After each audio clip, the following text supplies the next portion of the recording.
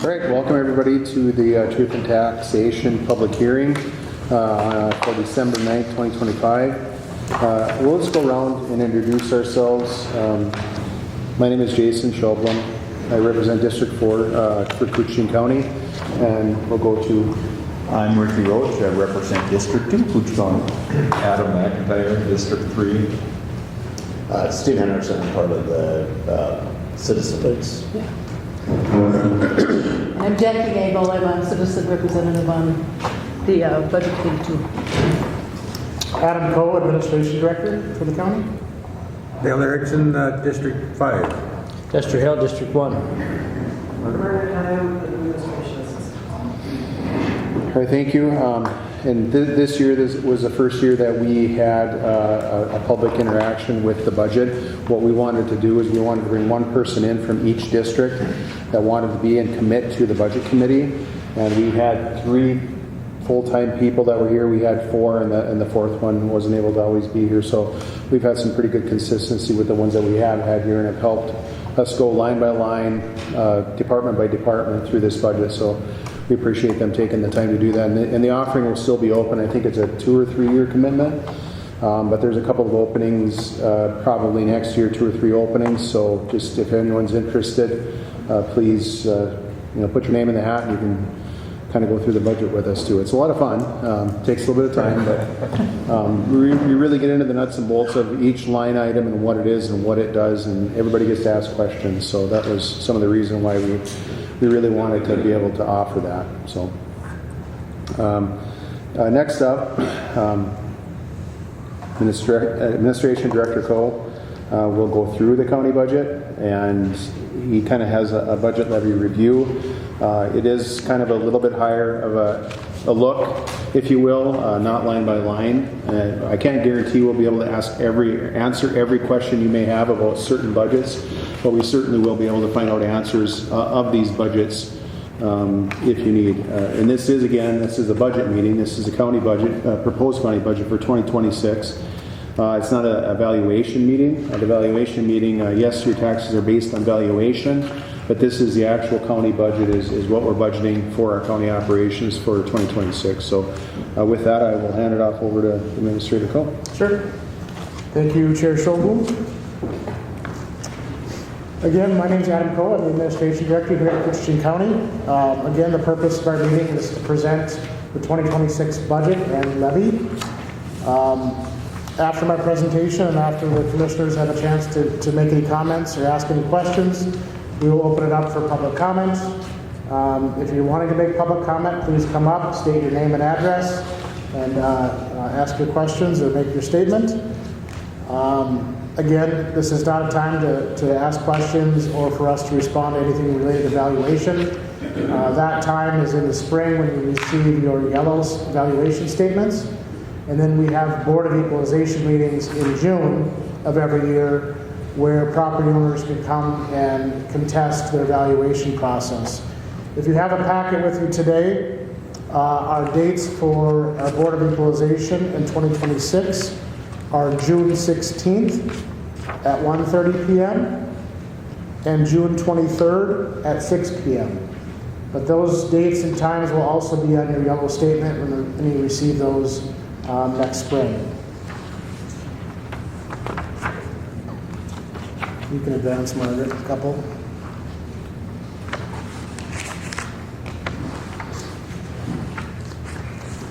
So a little just overview on the county's budget process and timeline.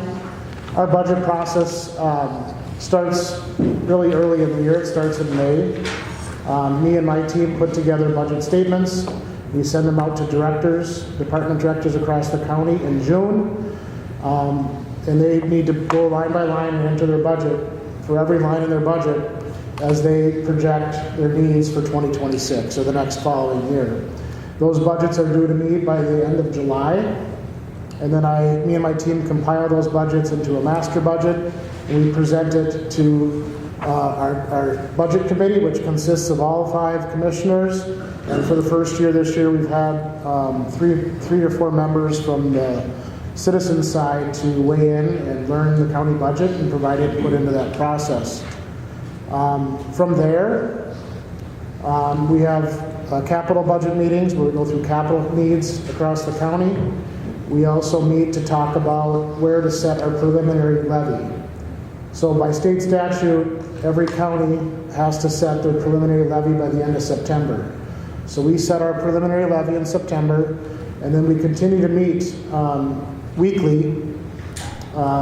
We meet in budget committee and go line by line, department by department, request adjustments, make recommendations, which gets us to today's meeting where we have a proposed budget and levy for 2026. I can tell you the county budget is a funded plan. It provides for the functions and mandates and services of the county. It lays out the expectation for each department for the year. Our plan is financed through local, state, and federal funding sources. And where funding falls short, and you'll see this in some of our funds this year, they are reserve spending or deficit spending from their reserve funds. Again, plans can change throughout the year, and therefore the budget can change based on a board approval. But really, our financing and our funding available restricts how much we can change and how much we can change that budget. The county budget consists of several different funds. And from a high-level standpoint, we'll go through each of those funds and what's been budgeted for expenditures and revenue and what the net surplus or deficit is for each fund. The General Revenue Fund covers several county departments, and we'll get to that. You can go back one more. The General Revenue Fund covers several county departments from administration to the sheriff's office, auditor, treasurer, assessor, county attorney, veteran service office, to name a few. And we'll get into another slide here where it goes into detail on that. The budgeted expenditures for general revenue next year are projected or proposed at $12,488,356.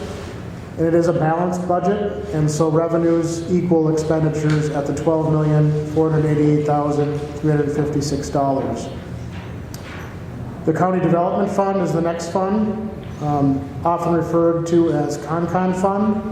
And per state statute, there is a portion of land in the county that gets some revenue based on state timber that's cut on that land. And then the statute dictates how that's paid out to school districts, to the county, and how that money can be spent for development and resources in that area. That amount varies from year to year, but we budgeted $77,910 in expenditures and expect $78,000 in revenue. The Environmental Services Fund, that fund includes planning and zoning, to enforce planning and zoning ordinances and permits.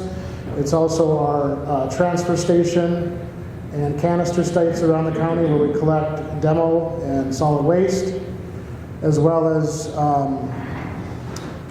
different funds for soil and water, recycling, and things of that nature. Proposed expenditures for the Environmental Services Fund are $2,646,395. and revenues of $2,536,996. Environmental Services is running a projected deficit of $109,399, and that deficit will be covered by their reserves. KDA is the Koochiching Development Authority, and it is an economic development function of the county.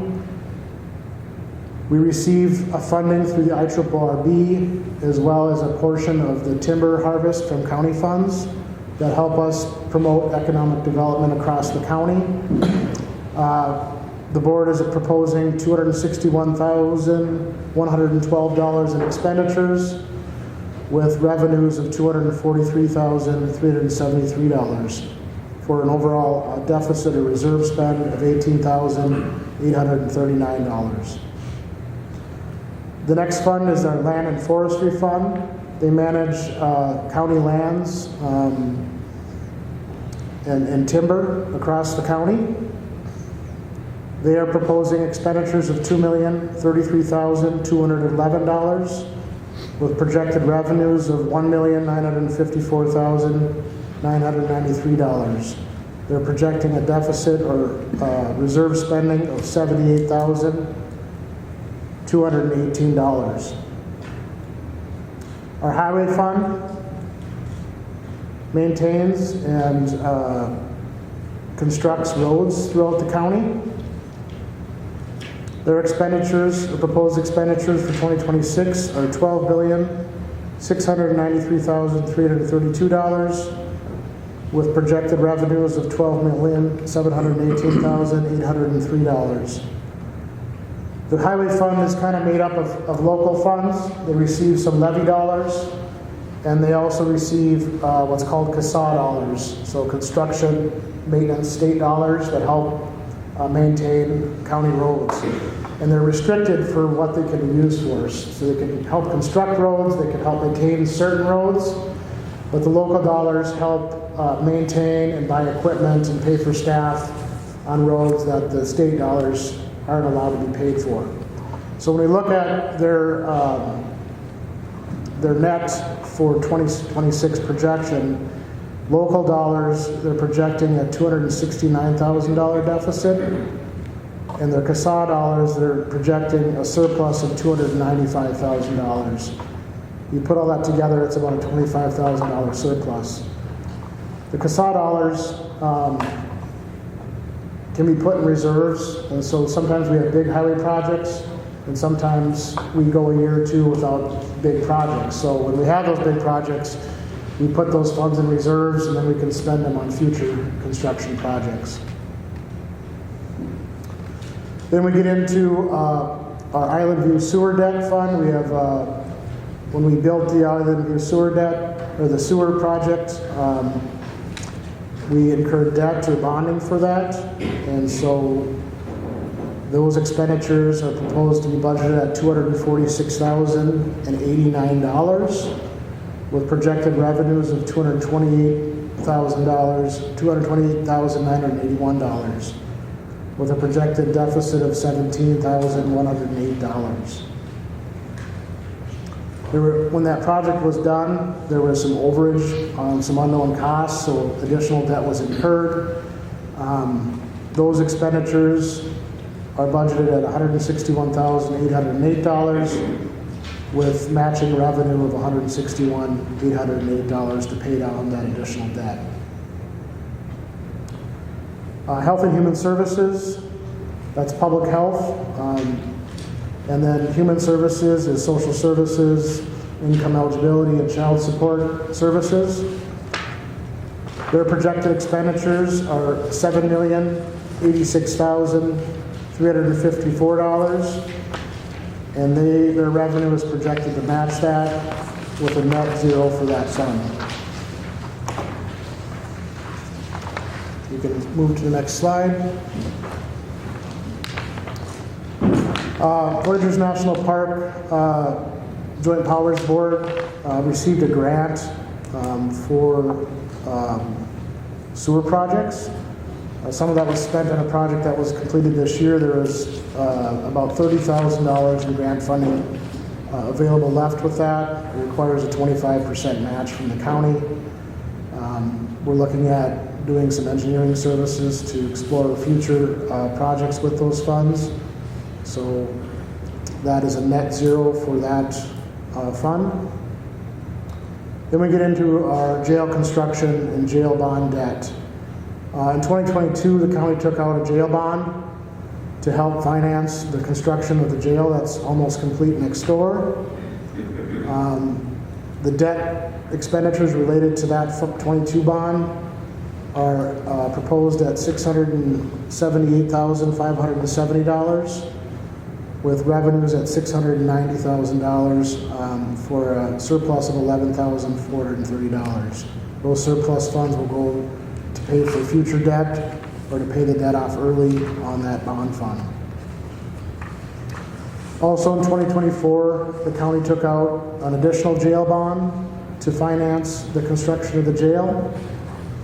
The expenditures for that debt payment are proposed at $930,839, with revenue coming in at $950,000 with a surplus of $19,161. And again, that surplus will go into debt service to help pay for future debt to pay that off. The jail project is wrapping up, so that last fund, jail construction fund, we anticipate move-in the first part of 2026.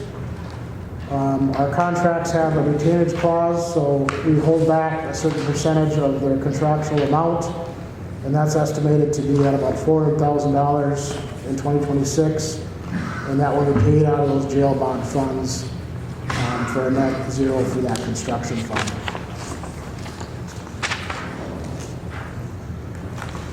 The next page, this is a breakdown of our general revenue fund. So you can see all the different types of departments and expenses related to general revenue.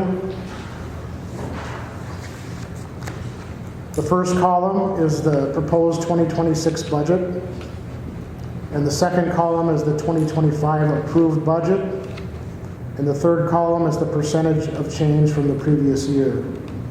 And then the fourth column is our projected revenue from each of those areas for the general revenue fund.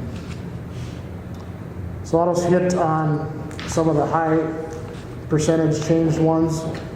Airport decreased to 60%, excuse me.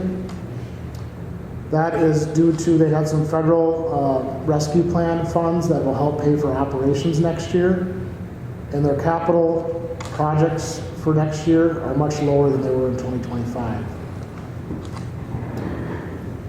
The next big number is 181% increase in the carpool fund.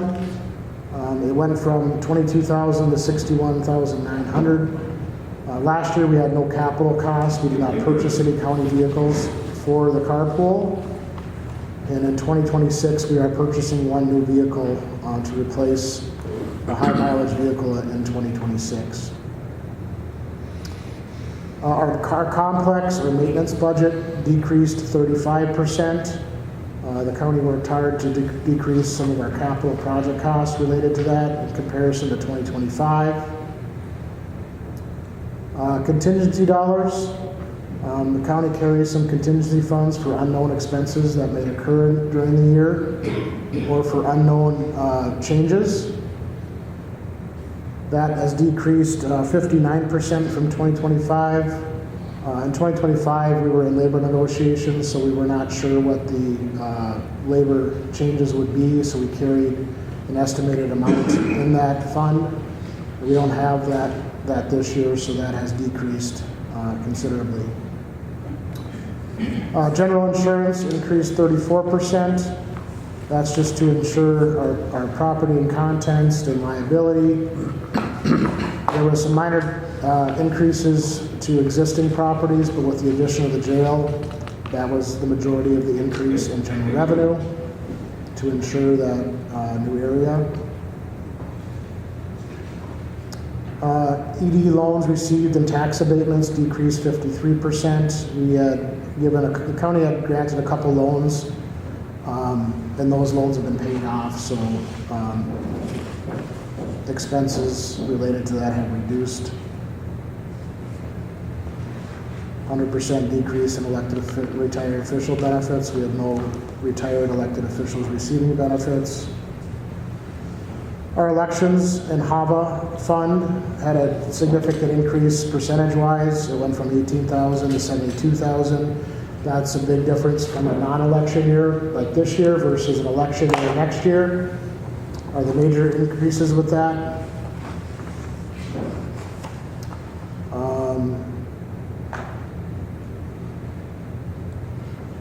We had a 40% increase in the law library. We're obligated to keep our law library current. We're on a subscription service, so based on how they change out the different resources in the law library, we're obligated to pay and replace those resources in the library. The next big change is our surveyor department. Last year we had received a pretty sizable grant just under $300,000 to do some remonumentation in certain areas of the county. That grant is largely paid off, so the expenses and revenue related to that grant are going away, and therefore the expenses are down as is the revenue.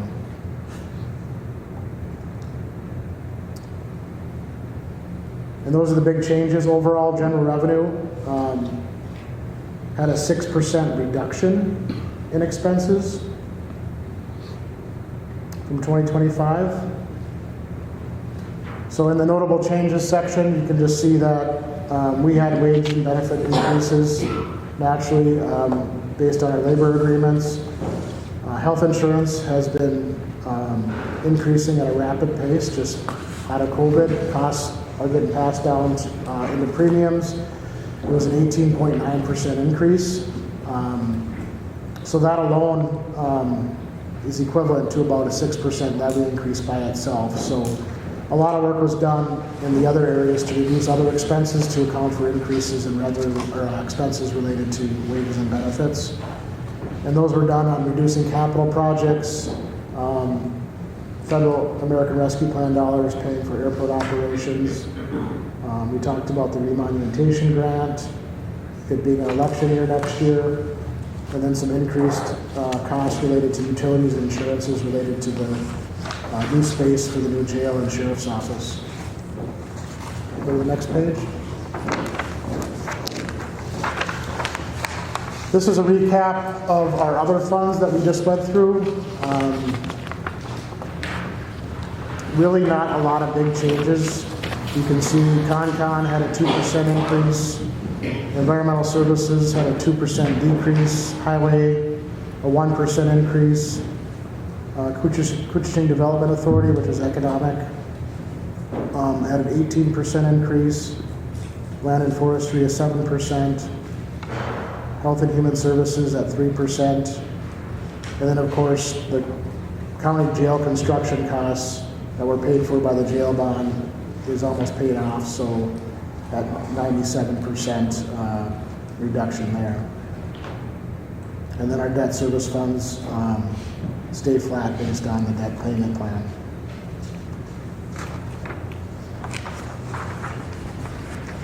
Next slide. So this pie graph just shows a breakdown of where our revenue comes from to pay for the services in the county. And you can see that state aids and grants make up almost half of the funding from the county at 46.93%. There's a lot of different state grants included in that. They can be small grants, but it's PILT payments, it's county program aid, it's other state grants related to each department might get different grants from the state to help fund that portion of the pie. The second biggest revenue source is property taxes at 20%, 20.52%. And then there's a variety of other revenue sources, federal at 5.9%, special assessments, fines and forfeits, interest and dividends, transfers from other funds is at 9.3%, to make up what revenue supports county services. And the next slide, similarly, is a pie graph of where do the county expenses go. You can see wages and benefits for staff to support county services is at 39.93% as the biggest expense. Road construction comes in at 17.87%. And then services and charges at 16.61%, with appropriations, debt service, public assistance, capital expenditures, and supplies all below 10%.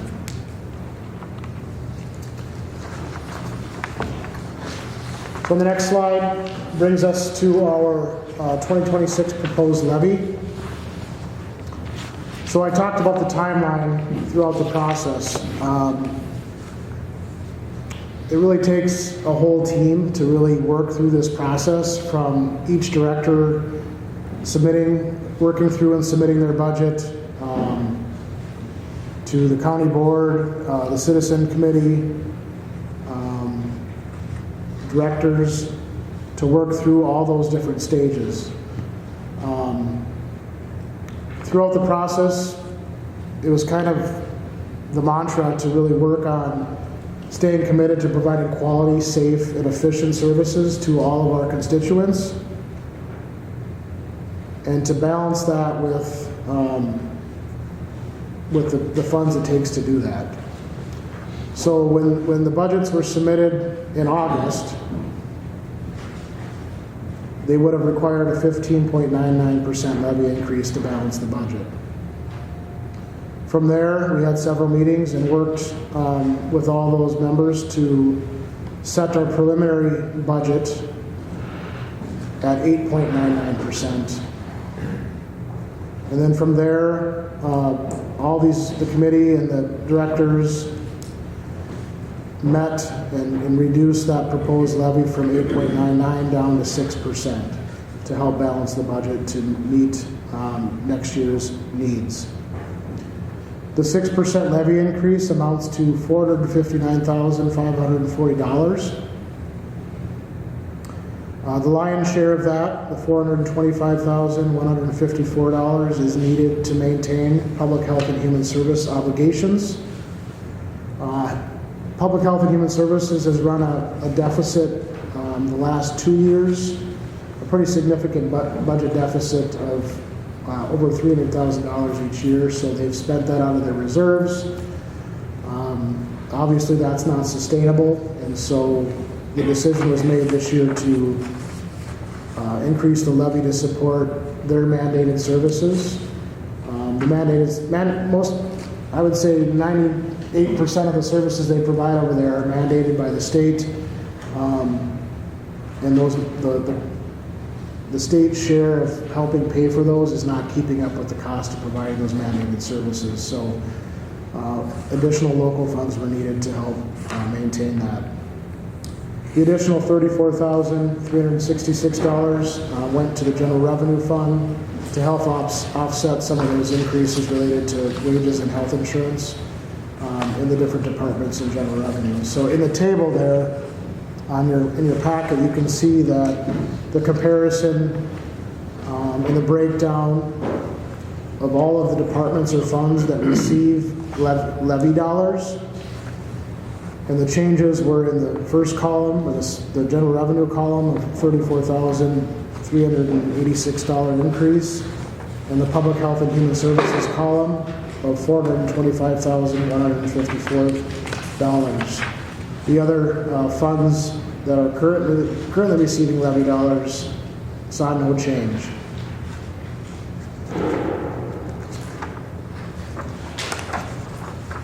All right, next slide, please.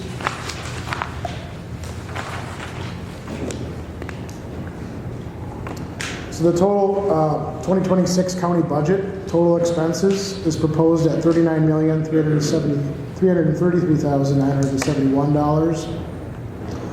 This is a 1.91% reduction in expenses from 2025 when not including jail construction costs.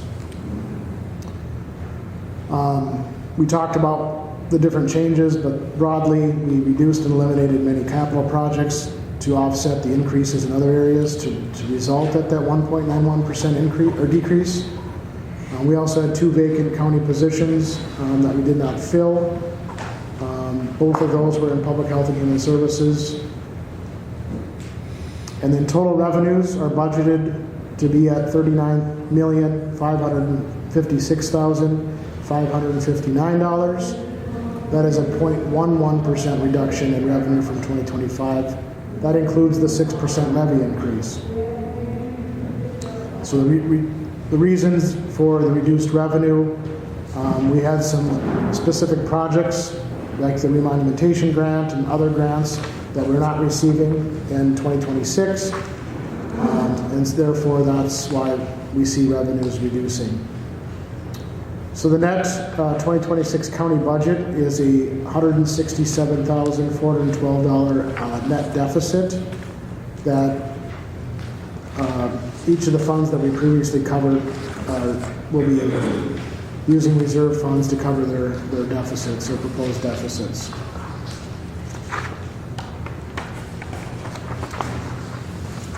So that's the end of my presentation. I would ask that if anybody on the county board has any comments or questions for me that I can answer, I'd be happy to do that. Questions, anybody? What?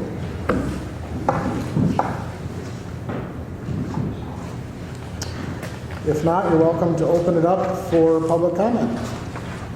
Great, public comments. Like I say, if you have any questions, please come up, state your name. We'll take the question. We can try to answer it here if we can. And if we can't, we obviously will get back to you. So I think our departments did a lot of work. It's been a tough couple of years with the jail project, I will say. That's been a significant increase in our levy in order to pay for the bond. I think we've been holding pretty steady. I think with some of the positions and some of the reorganizations that we're looking at will continue in 2026. I think we're committed to having work groups after the first of the year, once we get through the holiday season, to look at how we can modify positions to where we can maybe have a couple of hybrid positions where we can save some hires through attrition or retirements or things like that. So that's what we'll be looking at. Obviously with capital expenditures, we had some bright spots in this budget. Some of our environmental services, we increased the fees on the environmental services side, as well as there's been some increased revenue. Actually not increased revenue, decreased expenses, I guess I'll call it, is a better word, because there was no extra money. We just spent less money to the tune of probably a couple $100,000. But never fail. When you save money, there's some other entity out there that wants to make you not save money. That being said, we have some mitigation to do on some of our landfill sites, which we'll be working on, which is going to kind of gobble up some of that funding as well. So not all of it, but we've got to get going on it. We've got to get ahead of it a little bit, and I think that's in 2026. That's what we're going to do with some of the reserve capital that he does have in his budget. So open the floor to anybody who'd like to come on up.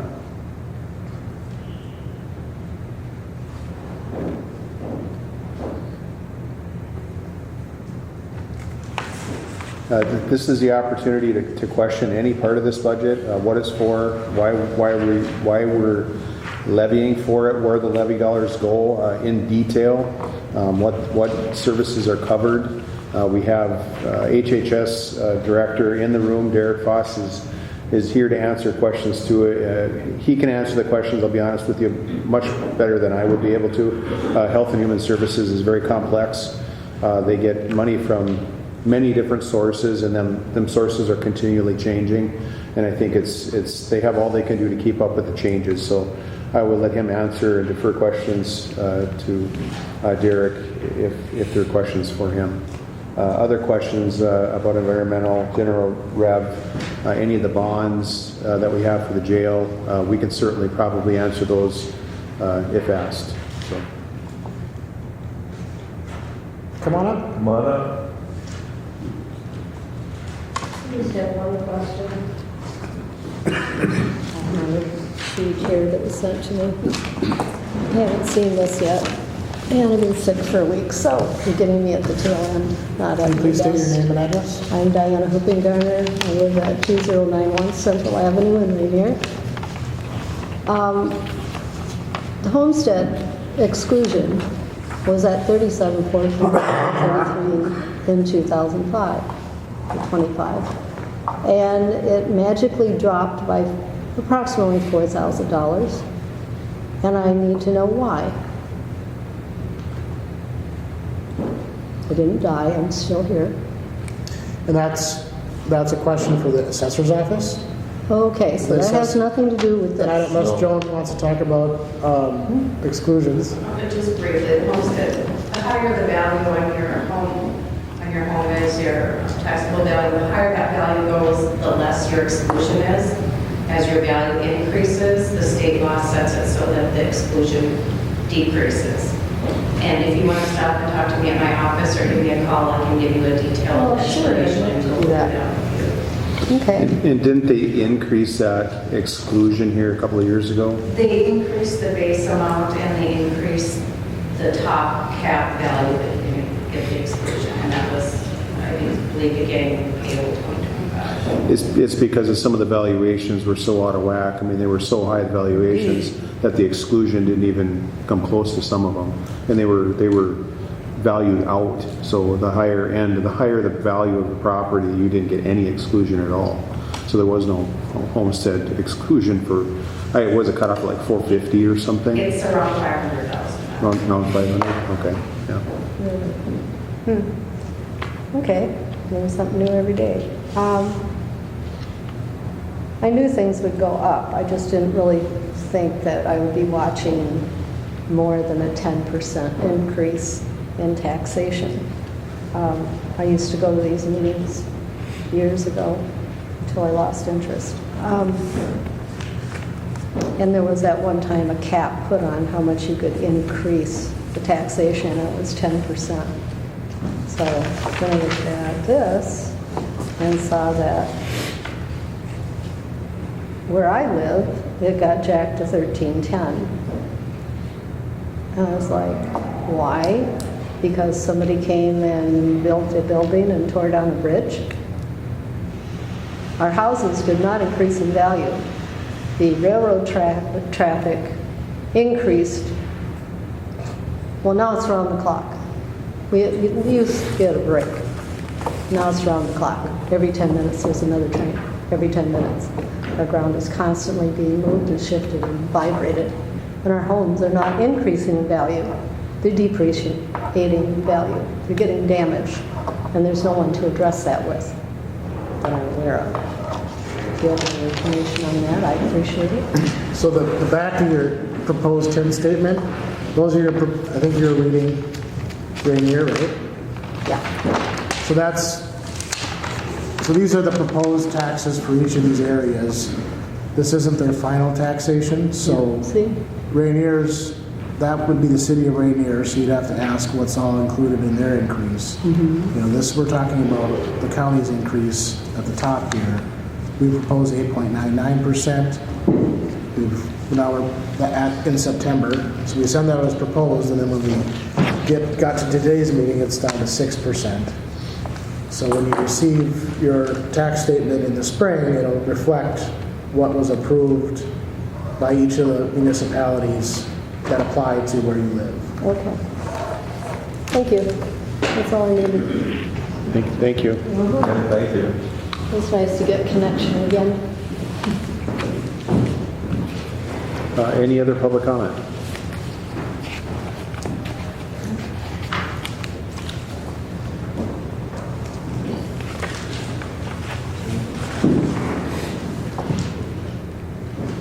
No one else for public comment? Do you want me to open it up online? Yes, please.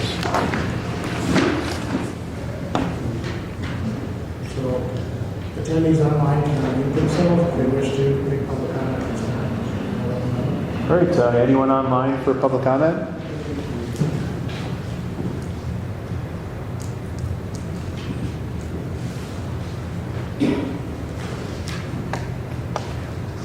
There's only 3 online. Okay. One is the sheriff, one is Randy Thompson, and Christie. All right. Again, anybody online for public comment? All right, hearing none. Any further public comment from the audience?